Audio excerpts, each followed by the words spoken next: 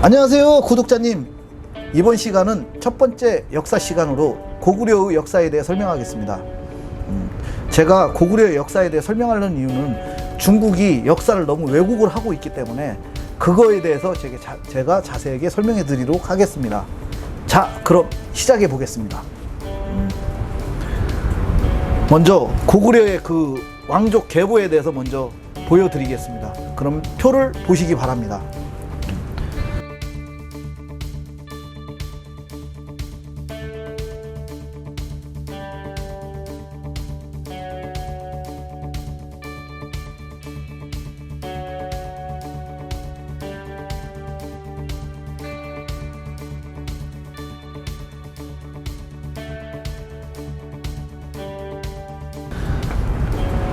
고구려의 탄생은 주몽태왕이 있지만 부여라는 나라가 있었습니다. 그 부여라는 나라는 그 고조선이 생겼을 때 고조선이 멸망하면서 부여라는 나라를 다시 만들었습니다. 그래서 그 부여라는 나라에서 이제 3대 왕인 금화왕이 이제 대소영포 그리고 의붓아들인 주몽태왕을 같이 키우게 됩니다. 근데 거기에서 이제 대소와 영포가 이제 주몽을 많이 꼴을 못 보고 주몽을 이제 쉽게 얘기하면은 많이 죽이려고 하고 미워하고 그런 일이 많이 발생하게 됩니다.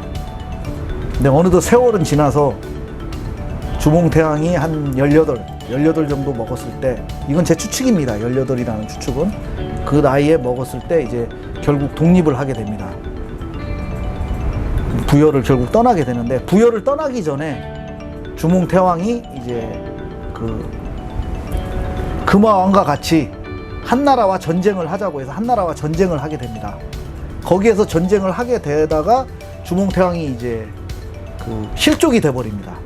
실족이 되는데 그 실족이 주몽태왕이 죽은 게 아니고 나중에 이제 강가에서 이제 그 주몽태왕의 배필이 될 소야라는 여자가 주몽태왕을 이제 거기서 구해서 이제 치료를 하게 되고, 거기에서 이제 정이 들어서 이제 예소야가 이제 예소와 이제 같이 이제 있게 됩니다, 상황이. 그래서 이제 있게 되다가 거기에 이제 그 예소야를 좋아했던 그 어떤 그 오라버니라는 분이 한 분 계시는데, 그분이 이제 주몽태왕을 이제 신고를 하게 됩니다.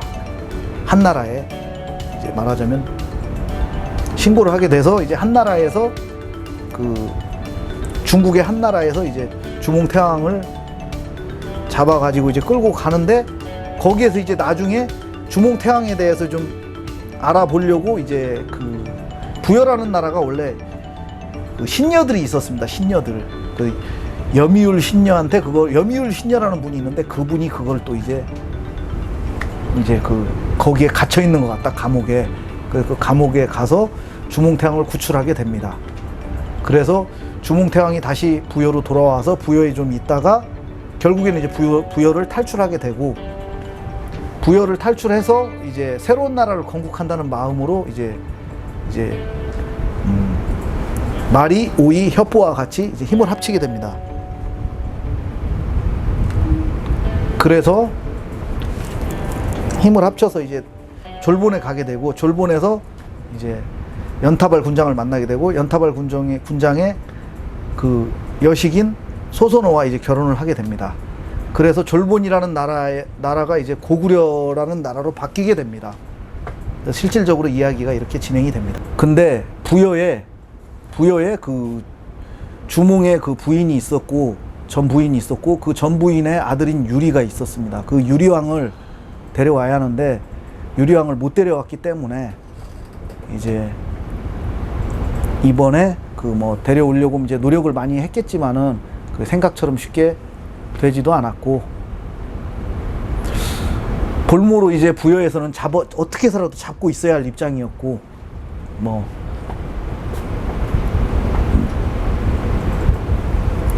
그런 상황입니다. 아, 그리고 구독자님, 이렇게 그 역사 이야기가 좀 지루할 수 있기 때문에 제가 좀 재미있는 거를 중간에 한번 넣겠습니다. 시진핑이가 역사 왜곡을 많이 하는데, 이번에 그 시진핑이가 역사 왜곡하는 그 장면과 그 다음에 제가 이제 영화 제목에서 나오는 거나 뭐 여러 가지 그 멘트들을 한번 거기다가 편집해서 집어 넣어 가지고 한번 보여드리도록 하겠습니다. 그러면은 그 화면을 자 보겠습니다.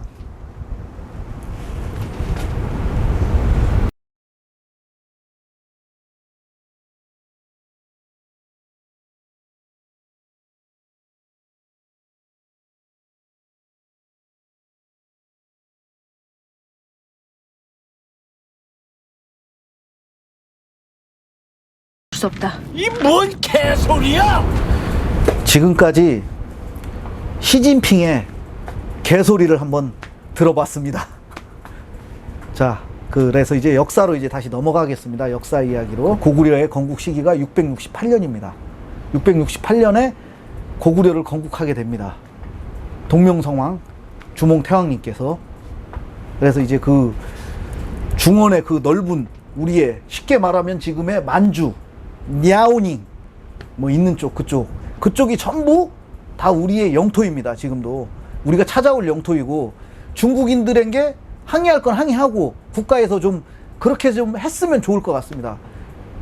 우리의 영토를 못 찾고 있고 지금도 이 고구려 땅을 찾아오지 못하니까 진짜 나는 그걸 볼 때마다 진짜 한심하고 안타까울 뿐입니다. 제발 우리 그 지금 있는 정치인들이든 누구든 간에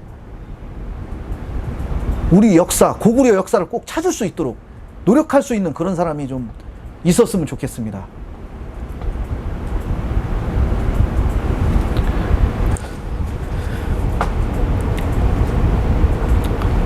자, 그러면은 다음 이야기를 하겠습니다.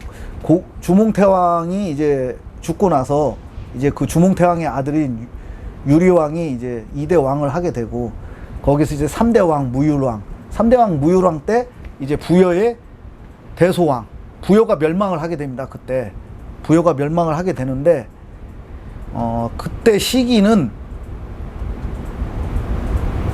뭐 봤을 때 부여가 멸망한 시기가 494년입니다. 494년에 부여가 멸망을 하게 되고, 뭐 그렇게 됩니다. 이제 고구려의 가장 이제 부강했던 시기, 가장 부강했던 시기는 광개토대왕.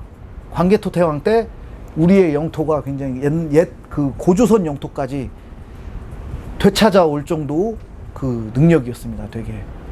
그 광개토대왕비가 지금도 중국에 가 있는데, 그 중국 애들이 자꾸 자기네 그 한 지방의 관료였다, 그거를 많이 우기는데, 근데 광개토대왕 비에 직접 가보면은, 제가 직접 아직 가보지는 못했습니다. 중국을 제가 워낙 싫어하기 때문에 중국 땅을 가보지는 못했는데, 그거를 보게 되면은 아마 중국 애들이 왜곡한다는 증거가 여러 가지 보일 겁니다. 너무 왜곡을 너무 많이 하기 때문에 중국이. 그래서 제가 노차이나를 항상 외치는 겁니다. 뭐 여러분, 구독자 여러분도 아시겠지만 우한폐렴, 코로나 바이러스라 가지고 우한폐렴, 코로나 바이러스도 중국 우한에서 만든 겁니다. 자기들이 잘못해서 만든 거예요. 근데 그걸 갖다가 뭐 우리는 아니다, 대구에서 생겨서 대구 코로나다, 역사 왜곡을 하고, 아니면 뭐 확진자가 많이 이탈리아에서 한때 일어났었는데 이탈리아에서 일어났다, 이런 식으로 중국인들은 그게 문제입니다. 역사를 무조건 왜곡하고 자기들이 다 맞는 걸로 알고 있습니다. 전부 그 잘못된 그 역사 인식, 그 자기들밖에 모르는 겁니다. 그 나라 자체가. 그래서 저의 생각은 이렇습니다. 중국이 다 쪼개져서 아예 분리가 됐으면 좋겠습니다. 저의 생각은 분리가 되고, 이제 우리 옛 영토인 고구려 영토도 찾아오고, 그렇게 해서 우리가 이제 그 옛날 그 고구려 때 광개토대왕이 이루었던 그 시기 때처럼 갔으면 좋을 것 같습니다. 진짜 마음적으로. 이제 여기까지 광개토대왕의 이야기였습니다. 그러면은 다음 이야기는 장수왕에 대해서 이야기를 하겠습니다. 장수왕은 광개토대왕의 아들인 해연, 이름은 해연입니다. 그러니까 주몽태왕도 해씨였고 그 주몽태왕의 쭉 내려오는 그 뭐 손자들부터 해서 전부 다 해씨였습니다. 그 해씨, 고씨라는 말도 있는데 그거는 정확한 근거가 없기 때문에 우선은 해씨라고 얘기를 하겠습니다. 인터넷 자료나 이런 거 다 뒤져봐도 해씨로 나와 있기 때문에 뭐 그래서 이제 그 장수왕이 이제 남하 정책을 많이 합니다. 그래가지고 신라와 백제가 있었는데 그 백제 땅의 그 한강 유역까지 고구려가 차지하게 됩니다. 그때는 남하 정책을 많이 했고 더구나 또 이제 광개토대왕 때나 장수왕 때 일본인들이죠. 일본인들이 그 당시에는 고구려한테 꼼짝 못했습니다.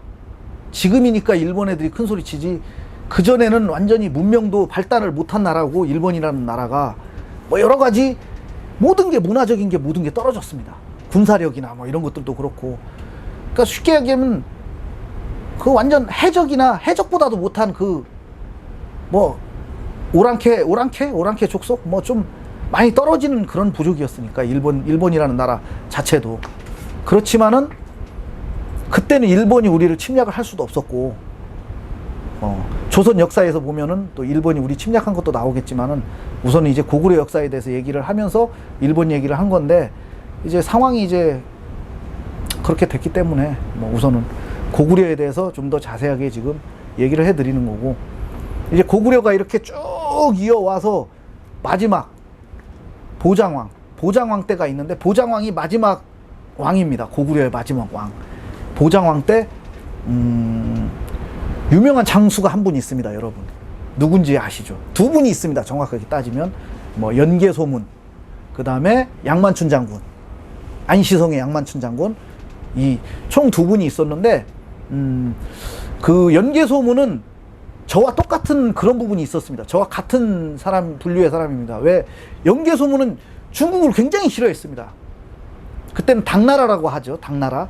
한나라는 아주 옛날 그 고구려 초창기 때 있었던 나라고 이제 당나라라고 하는데 당태종이 이제 전쟁을 또 일으킵니다. 고구려를 먹기 위해서 전쟁을 또 일으키는데 그 전쟁에서 이제 가장 핵심적인 게 안시성 전투. 안시성 전투에서 이제 우리의 양만춘 장군과 대적을 하게 되는데 이제 그 걔네들이 이제 성을 쌓습니다.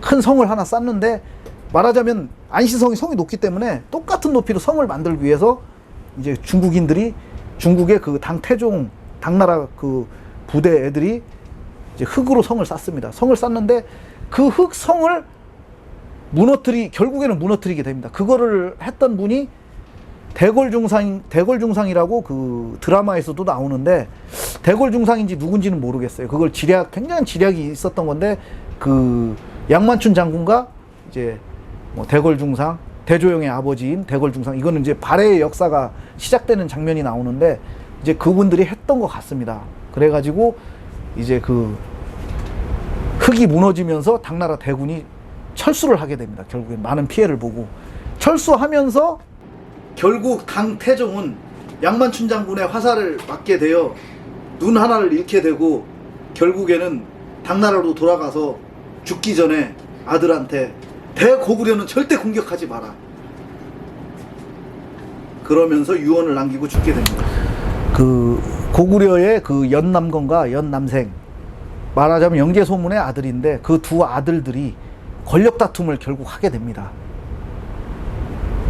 당태종은 어차피 죽게 됐지만 당태종의 아들이 또 다시 또 전쟁을 일으키는데 그 전쟁에서 또 거기에 그 양만춘 장군이 또 이제 많이 고민을 하게 되고 근데 그 2차 전쟁에서도 마찬가지로 안시성에서 또 대승을 거두게 됩니다. 대승을 거두게 되고 양만춘 장군이 그렇게 되고 이제 상황이 그렇게 됐는데 이제 연개소문이 죽고 나서 연남건과 연남생이 이제 권력 다툼을 하게 되는데 결국에는 이제 연남건 쪽에 그 간신배들, 쉽게 얘기하면 우리나라로 따지면은 지금 정치인들도 간신들이 많은데 그런 간신배들이 옆에서 이야기를 해서 이제 나라에 분열을 오게 만듭니다. 그래서 결국에 고구려는 멸망하게 됩니다. 멸망을 하게 되고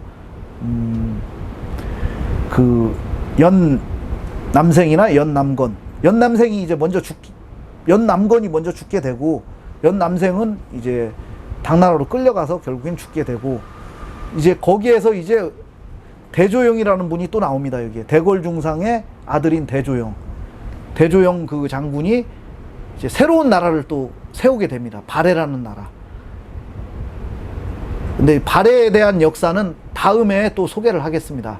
이번은 이제 고구려에 대한 역사를 얘기하기 때문에 그래서 이제 고구려의 역사가 보장왕으로 해서 끝이 나게 됩니다. 지금까지 그 고구려에 대한 역사를 소개했습니다. 뭐 보시고 뭐 재미있으셨다면 구독, 좋아요 꼭 눌러주시고 뭐 재미없었어도 다음에 또 뭐 고칠 수 있는 부분은 밑에 댓글로 남겨주시면 감사하겠습니다. 감사합니다.